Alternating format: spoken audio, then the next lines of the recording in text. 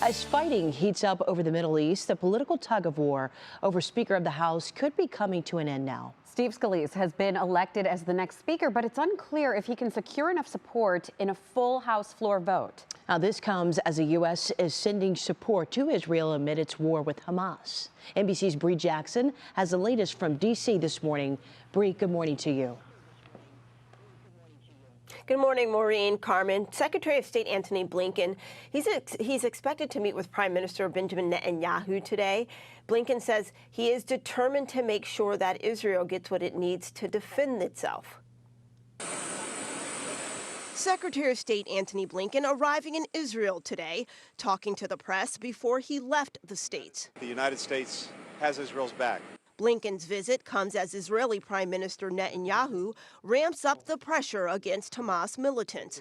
The death toll since Hamas terrorists launched a surprise attack over the weekend continues to rise. This attack was a campaign of pure cruelty, not just hate, but pure cruelty against the Jewish people. President Biden says his administration is working on the release of hostages, some of them Americans. The intense fighting overseas is also putting pressure on Capitol Hill, which remains without an elected House Speaker.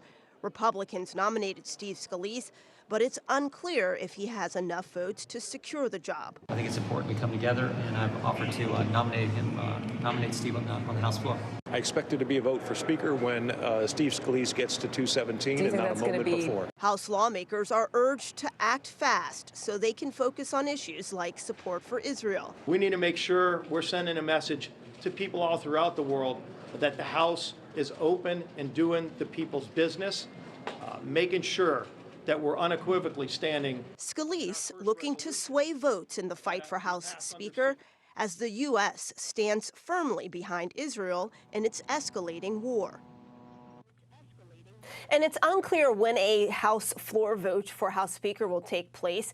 There are concerns that the absence of an elected Speaker could slow or limit the amount of aid that the U.S. can send to Israel. Carmen. Okay, Bree Jackson reporting live for us this morning from the nation's capital. Bree, thank you so much.